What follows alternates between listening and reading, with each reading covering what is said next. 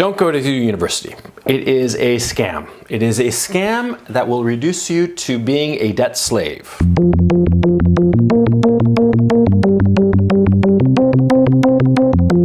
You know, when you were like in school, in like high school or junior high or whatever, you learned about indentured servants that were brought to America in the in the 18th and 17th centuries. These indentured servitudes, in case you forgot, were basically people who had gone into so much debt that they couldn't afford to pay it back. And so what happened was that these people, richer people, landowners usually, would buy out the debt that these people owed and basically turn these people into slaves. They called it indentured servitude. Now, in modern America and in modern Great Britain, you are experiencing the same thing that's going on now insofar as education is concerned. You have to be crazy to go to college today. You are setting yourself up to be an indentured servant for the next 20 odd years. Let me throw some statistics at you first to explain why you should not go to university. I'm going to explain the statistics as they are now in terms of why it's not cost effective to go to university today. I'm going to talk a little bit about the history of how we got to this position, and then I'm going to talk to you about options, okay? If you want to be a debt slave and be working for the man, as it were, for the next 20 years, by all means, go to college. Go to college for 4 years, get drunk at the frats, learn a whole ton of shit that is perfectly useless, and at the end of that, I am going to laugh my ass off as I watch you going nuts every month trying to pay back your loan. Because remember, student loans cannot be discharged in bankruptcy. You go bankrupt, you're still going to owe your student debt, okay? Let me get some statistics so that you can understand what we're talking about here. Now, as of October 2016, those who graduated from high school that year, 69.7% enrolled in a university that October. 70% basically of those high school graduates enrolled in college right after graduation. College being 4-year programs or 2-year associate degree programs, community colleges, whatever, okay? 70%. Now, that would lead you to conclude that everybody needs to go to college, and if you don't go to college, you're going to miss out. You're not going to make it in contemporary society. This isn't the case, but 70% are going to school. The average student debt that those students who are enrolling today are going to acquire is $30,100. That is, by the time they are no longer students, whether they graduate or not, they're going to owe $30,100. That's the average, okay? Now, the average of the people who are currently in the workforce, or let me phrase that, of the people who are currently no longer enrolled, who owe student debt, they owe on average $37,500. Now, you're going to ask yourself, why is it that they owe more money? Interest. Because when they graduated, they owed $30,100 or less, because the figure has been growing over the years. But those people who are currently out of the university system, who are paying back their loans, who have outstanding student debt, those people owe, on average, $37,500 because they've postponed their loans, and because they've postponed their loans, they've gotten more interest payments, and they owe more money. It's just a debt that keeps on growing. So you think to yourself, oh, I'm going to graduate with $30,000 in debt. Yeah, but soon enough, that debt is going to grow even as you pay it. Even as you pay it, it's going to be growing, okay?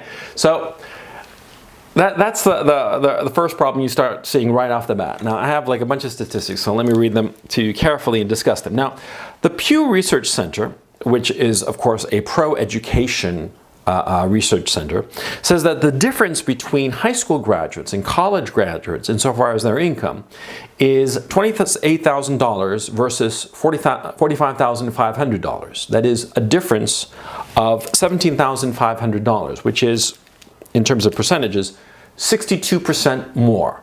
That is, high school graduates on average earn 28 grand. College graduates on average earn $45,500, so that's a difference of $17,500. After taxes, though, the figure is not so big. After taxes, only high school graduates earn just shy of $24,000. You know, when they pay, and this is based on California state taxes, okay? When they pay FICA, they pay federal taxes and state taxes, they wind up with about $24,000 in net income, those who have only a high school diploma, and those who have a college degree, presumably a 4-year college degree, they earn, what is it here, $35,800. So a difference of $12,000, which is roughly 50% more. Now, you would say to yourself, well, then it's worth it. If I'm going to graduate with $30,000 worth of debt, and the difference in yearly pay, net of all taxes, is $12,000, that means, you know, in 2.5, 3 years, just say 3 years, you know, for the sake of argument, you know, toss in a little bit of interest. In 3 years, I'll have paid off that debt, right? Well, no. Because see, this data is of all college graduates. That is, guys who are 22 years old and people who are 62 years old, everybody in between, okay?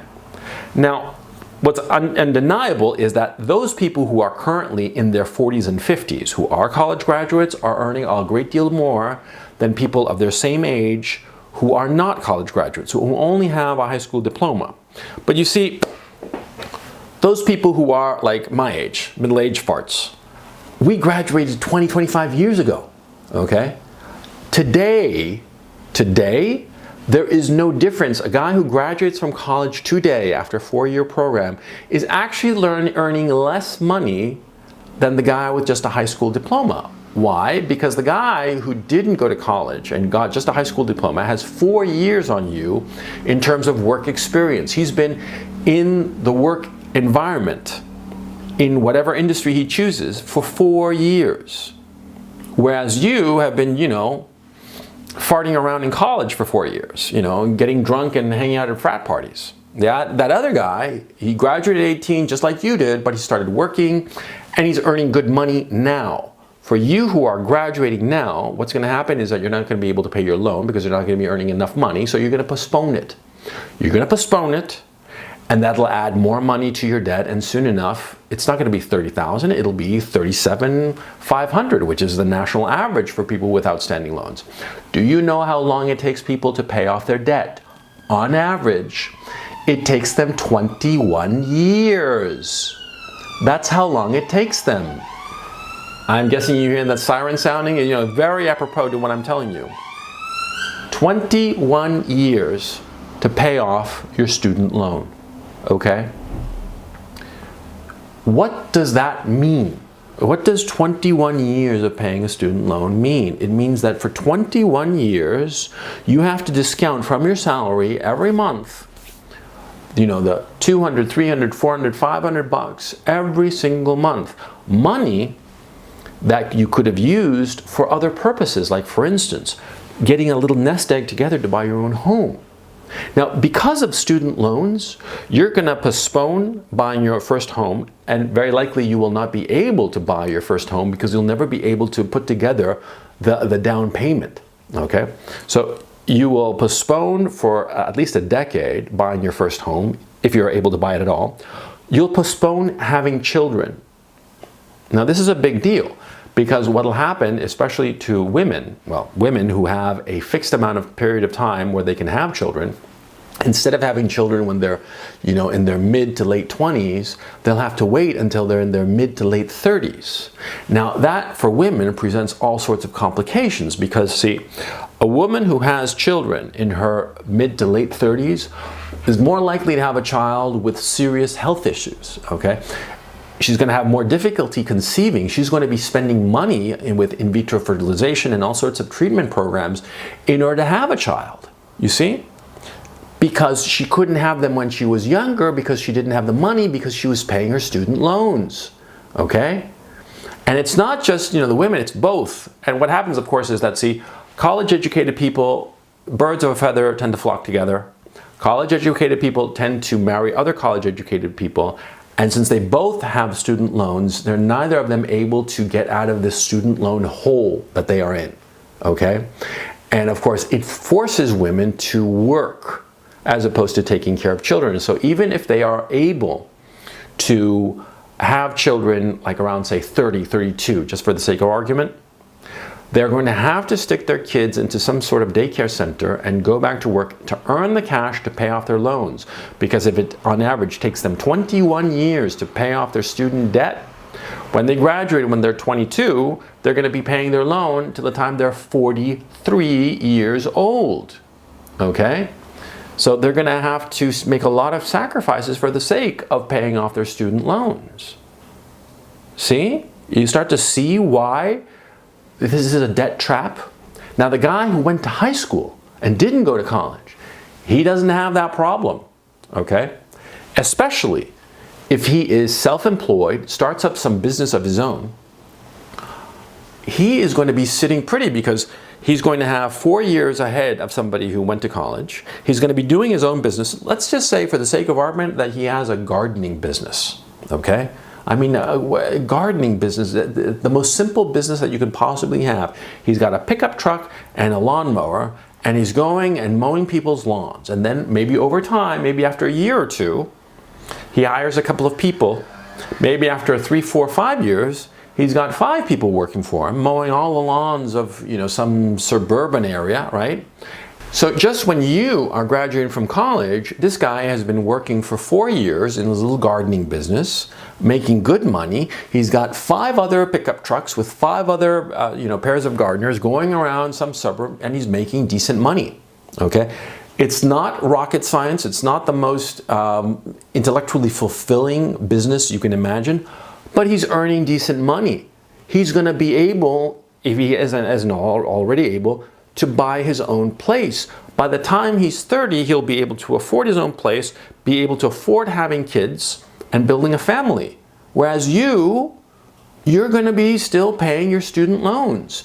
You're going to be living with your girlfriend who's in the same boat as you, still paying off student debt, crazy, I mean, just going crazy that you don't lose your job, because if you lose your job, you don't have any savings to fall back on because you haven't been able to save because you've been paying these student loans. And what do you have to show for it? You went for 4 years to this college, okay? And unless you go to an Ivy League school or a top-tier school, a college degree is not going to give you a leg up in just about any business. There are very few businesses where a college degree is actually necessary. I'm going to get to that in a second, because there are occupations where you need to have a college degree. But before we get into that, I want to talk about something, I want rather you to understand why this is the case, why somebody today who does not go to college is going to wind up in a much better financial position than you are who go to college today, okay? Now, why did this happen? Why is there so much debt? Well, because you see, 30, 40 years ago, it became a priority, a political priority, to have as many college-educated people as possible, because it was assumed that, see, people who have a college education tend to do better, or tended to do better. Not the case anymore, but 30, 40 years ago, that was the case. Now, why was this the case? Because 30, 40 years ago, only about 10% of the population went to college. And there were 2 kinds of people who went to college back in 1977, 1987. Those people whose parents were well off enough to afford to pay the college, and those people who were very smart, who probably came first-generation college graduates. But you see, those people, they were the top 10% of the population. Either they inherited their position because their parents were well off, or they earned their way into a college slot. But those people who went to college did get the better jobs, the managerial, professional jobs. They earned more money. They had a better lifestyle. And so the thought was, well, everybody should have college, okay? I mean, we wanted everybody to be a college graduate, but we didn't want anybody to sweep the floors, you see? Everybody, just assumed that everybody who goes to college and, voila, everybody's going to be comfortably upper middle class, but that's just not the case. So we have now 70% of students going to college, and those 70% of high school graduates who are going to college, they're not all going to wind up having great lives. Only some of them are, Most of them are just going to have, you know, the same jobs, the same level of jobs that their parents and grandparents had 40, 50, 60 years ago, only with a college degree that is perfectly useless and all this student debt. Now, the political decision was made 30, 40 years ago that everybody should get a college degree, and so the government started handing out a lot of loans and guaranteeing loans, and there were a lot of grants and all the rest of it.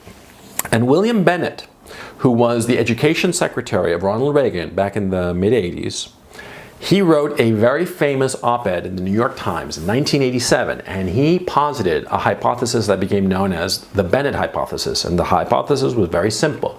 He said, as there is more grants, government grants for students to go to university, the price of university is going to go up.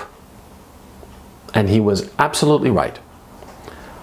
People at the time criticized him, said they didn't know what he was talking about, blah, blah, blah, but it was obvious and it proved to be true. In 1995, a private four-year university averaged about $13,000 a year. Today, it is $39,000 a year. It's gone up threefold. For college universities, state universities like University of California, University of Michigan, and all the rest of them, on average, it costs in-state residents $2,500 a year to go to the state university. Today, it costs 4 times that, $10,000 per year for an in-state resident, okay, to attend a university, a college, a state college, okay? Those are the prices today. Now, there's another factor. See, students were given more loans. Now, they were given more loans, and some of you who have gone to university or currently are in university, you've seen it.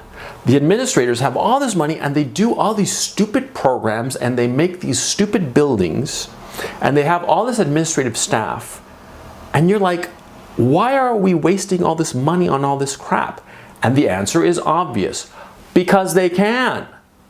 Because they're getting this money from the students. They're funneling these secured loans from the lenders through the students to the universities, and the universities and administrators are taking this money, and instead of getting better faculty, they're making buildings. They're hiring more administrative staff that are not necessary. They're creating all of these administrative layers that are not necessary, and that bulks up the price of the university, and the university can pass along these costs to the students because the students have been led to believe, they've been propagandized to believe that they have to go to university or else they're not going to have a good life. They're going to have a miserable life if they don't go to college. Okay? And so students sign their names on the promissory notes.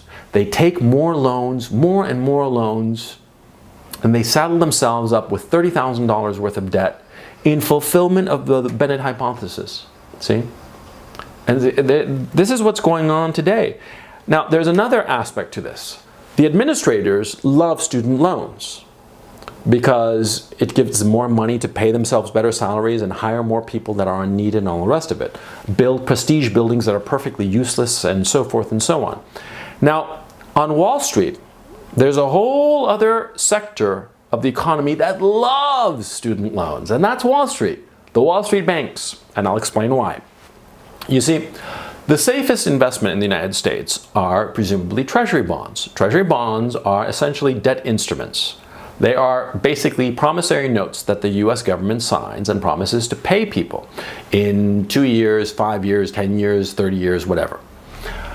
Student loans are also bundled up into bonds, debt instruments. Of course, they pay more than treasury bonds because all of the bonds pay more than treasury bonds, okay?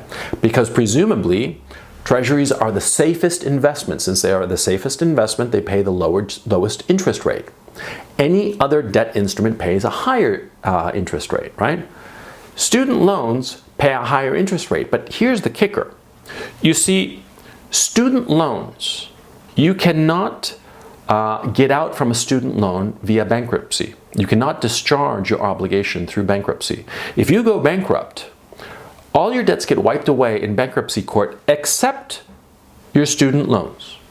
You have to pay them no matter what. Now, insofar as the student loans, well, it's a little bit complicated because the system changed back with Obamacare, because one of the factors that changed was the FFELP loans, but that's overcomplicating the issue. But believe me when I'm going to tell you about what I'm about to tell you is sort of like an oversimplification of the problem, but it is essentially correct, which is that these loans, because you cannot discharge them in bankruptcy court, and because also a lot of them are guaranteed by the federal government, it means that these loans, in a practical sense, are safer than treasury bonds, and yet they pay more interest rate. They pay a higher interest rate. Right now, there are a lot of FFELP loans that are paying out 5%, 7% some, because they have been mispriced, because the market does not understand, or a lot of people do not seem to understand, the ratings agencies especially don't seem to understand that these loans, since you cannot discharge your obligation via bankruptcy court, they can never go bad. They're guaranteed and, of course, legally enforced via the bankruptcy court that does not allow you, the debtor, to discharge your loan. You see? Back in 2008, there was that whole crisis, subprime loan crisis, where all these bombs blew up. They went broke because a lot of people stopped paying their mortgages and they got their houses taken away, but they didn't know anything because, they left behind the house. They were foreclosed upon, right? But see, in student debt, you can never be foreclosed on. You can never leave your debt behind. See? So Wall Street loves student loans because it's guaranteed money. Okay? And good money. All right? And if you know how to play the bond market, you can take that 4.25%, that extra little sliver over that premium over treasury bonds, and you can maximize that 2.05%. You can leverage that. You can make a ton of money, and it's guaranteed. It's the best thing ever. Wall Street loves student loans, and so they encourage it. They throw money at the government to encourage the government to give more loans to students. And so students sign the promissory notes because students are morons. And the parents are terrified. Students don't know what they're doing, so they sign. The parents are terrified that their kid is not going to have a good life. So they encourage the kid, just sign the papers, sign the promissory notes, I'll co-sign with you, you go to college and you'll have a good life. But you're not going to have a good life. You're going to have a shit life. You're never going to be able to get out from under this debt. Okay? And the guy who today you're thinking is a fucking loser because he's not going to college and he's setting up a little lawn mowing business, let's talk in 5 years. That loser is going to be making 50 grand a year net after taxes. He's going to have a nice little nest egg. He'll be able to buy his own place. He'll be able to start a family before he's 30. And you are going to be a barista in a fucking Starbucks waiting for your life to begin and watching as every month $200, $300, $400 of your pathetic, miserable little barista salary gets chopped off and sent to fucking Wall Streeters. How you like them apples, huh? See, that's the reality of the situation. You are getting fucked. But of course, nobody tells you this. Now, there are some people who actually do need a college degree. Mostly people in STEM fields. STEM fields and engineers, okay? Engineers especially. You need the accreditation from college, but also you need the training for those particular fields. I'm talking sciences, technology, engineering, math, okay?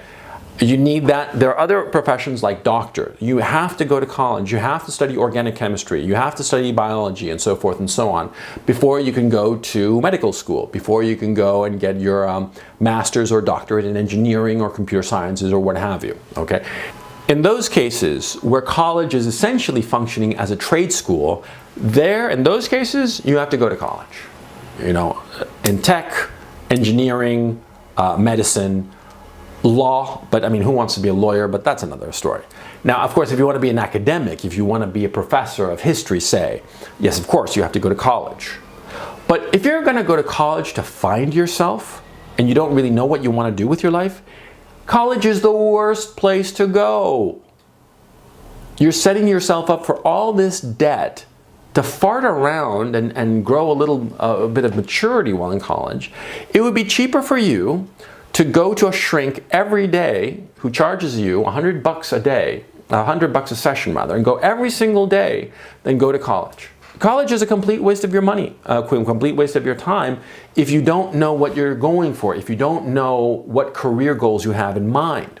If you're just going to go there and try different things, you're going to be throwing money away, okay? And you're going to be wasting time. And you're not going to learn anything about yourself. You know why? Because you only learn about yourself when you have difficulties, when you confront difficulties and overcome them. You see? See, when you climb Mount Everest, it's fucking hard. And when you get to the top, you have discovered a lot about yourself. When you get to the top of Mount Everest, and more importantly, when you get to the bottom, okay? Because lots of people have gotten to the top of Mount Everest, but not all of them have gotten all the way down, okay? That kind of challenge, where it's touch and go whether you're going to survive, you learn there. In that situation, that's where you learn. Where, you know, there's the real possibility of failure. But colleges today will never flunk a student. Why?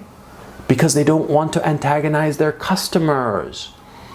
Because administrators will do whatever is necessary to make sure that students don't flunk out. So if you take soft options, you know, of course there are going to be soft options. You know, these soft options of, like, you know, women's studies, sociology of pop culture, crap like that. Stuff that is just a complete waste of your time. It sounds great. It sounds terrific. It sounds like a lot of fun. Oh yeah, I'm taking this class on Harry Potter. You know, it's a complete waste of your fucking time because it's not going to challenge you. You're going to be spending money through the roof and, more importantly, taking on debt through the nose to learn about fucking Harry Potter. You know, and the, you know, the epistemic reality of Hogwarts and some shit like that. You know, what the fuck? You are throwing money away. You are going to be wasting your time and digging a hole in yourself that will take you decades to get out of. So, unless you know for a fact that you want to be an engineer, you want to be a doctor, you want to be something where you need the accreditation of college, if you're just going there to find yourself, don't go. Don't go because you're just setting yourself up for failure. Okay? Go to college if you know exactly what you're studying. If you, for instance, want to get an MBA and work for a big corporation, then fucking A, go to college, get as good grades as you can, then go to MBA school. Now, I'll tell you right now, by the way, if you want to have a high-flying career in the corporate environment, like in New York and stuff, and like, you know, play at the big boys table, as it were, you're going to have to go to a name brand school. Because if it's Palookaville College in Podunk, Kansas, nobody's going to give a shit about you. It's a perfectly useless degree, okay? So you have to go to a name brand school. I mean, you know, if you don't go to anything better than Northwestern, I mean, just pack it in. Because people are not going to take you seriously just because you went to some shitty little college in the middle of flyover country, okay? You have to understand the reality of the situation. So, because I'm saying in a very disorganized way, see, if you are going to buy a credential, which is what you're doing when you go to university, you have to buy the right credential from the right university, not a crappy one, okay? Don't go to college. It is a waste of your time and money, and you will regret it for the rest of your life because it will postpone your life and you will be a debt slave. This is modern indentured servitude. See, when people are indentured servants, they don't tell you. They don't come up to you and say, you know, you're an indentured servant. But that's the reality of this situation. Don't be a fool. Don't go to college. Do anything but don't go to college.